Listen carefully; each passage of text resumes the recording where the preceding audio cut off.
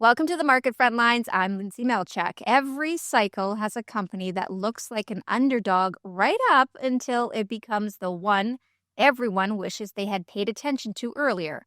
In Europe's creator economy, that conversation keeps circling back to one name, Now AG. The company isn't just trying to fix social media, it's aiming to rebuild the economic engine behind it.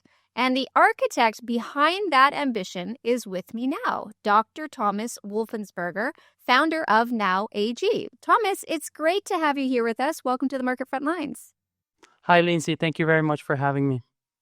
Now, Thomas, when you strip away the branding and all the pitch decks, what is the core economic model of Now? And more importantly to that, what is the economic moat you believe competitors can't replicate here?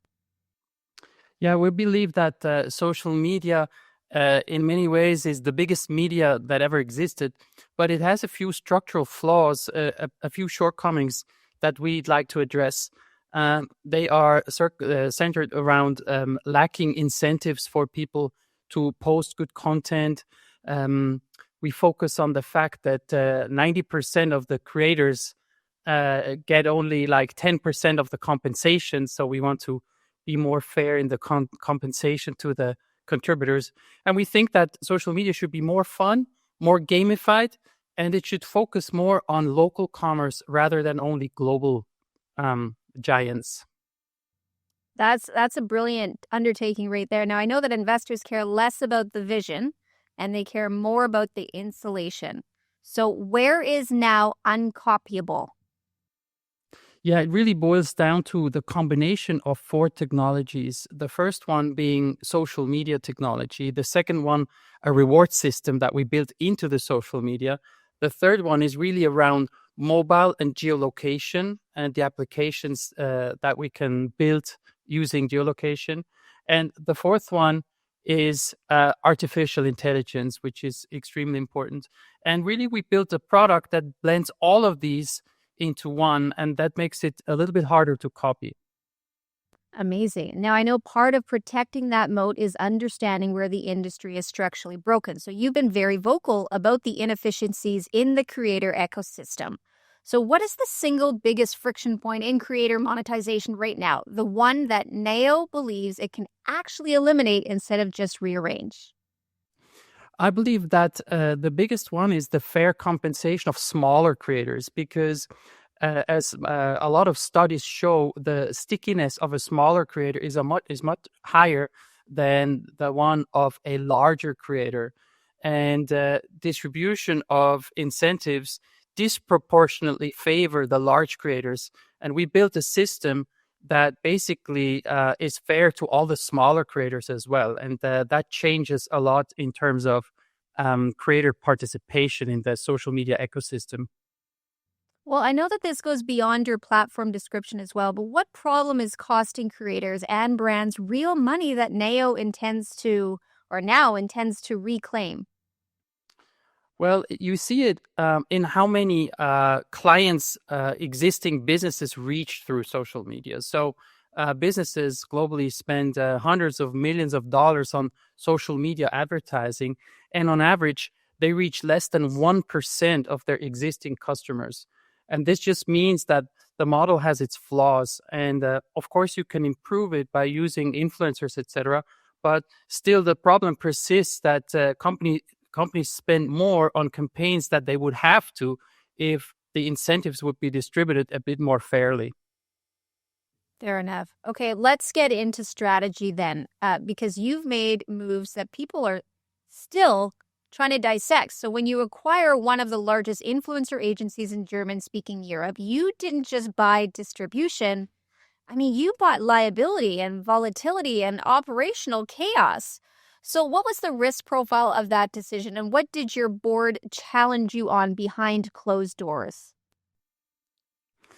We were looking around at different companies at that time, and by far the first choice, the number one, was Kingfluencers, by far the largest influencer agency in Switzerland and one of the biggest ones in German-speaking Europe. And We knew that the operational intensity was different to what we were doing before, but it didn't feel so different because they have access to all the clients that we always wanted and all the creators that are interesting for the platform.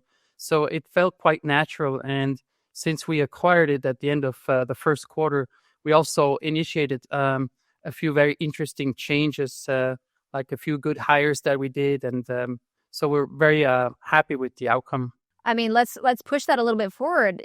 Speaking of decisions that signal that direction, I mean, hiring David Liu, I'm not sure if I'm saying it right, but from eBay, I mean, that sent a message that you're building an AI company wrapped in a social platform. So what is the exact AI capability David is building that you believe becomes a revenue driver and not just another press release? Well, David joined at the end of Q1 and he started building out the AI capabilities that we were merely just experimenting with before. So in the few months that he has spent at now, he built two major infrastructure products. One is a data lakehouse architecture, and the other one is a machine learning platform that we have in operations since September. And this is already saving us a lot of money in the way that we don't have to hire a big machine learning operations team to run our models. And in the future, the models that he's building right now, they will personalize the experience throughout the app.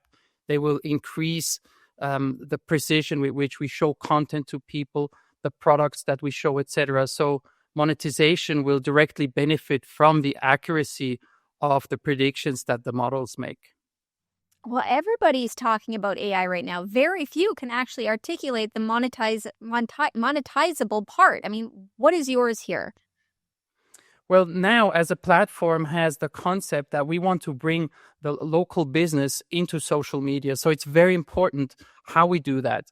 And the AI enables us to analyze the behavior of our users and to see which products of the immediate vicinity we might be able to propose to a user that makes sense in the current state when where she or he is. So it's very important because the better we can target users with content, products, other people, services, the better the monetization is. Well, let's widen the lens here just a little bit because no company scales in a vacuum. We know that. What is Now's burn rate tolerance over the next 24 months? And what are the concrete milestones that must be hit in 2026 for investors to see Now as a growth company and not an experimental one?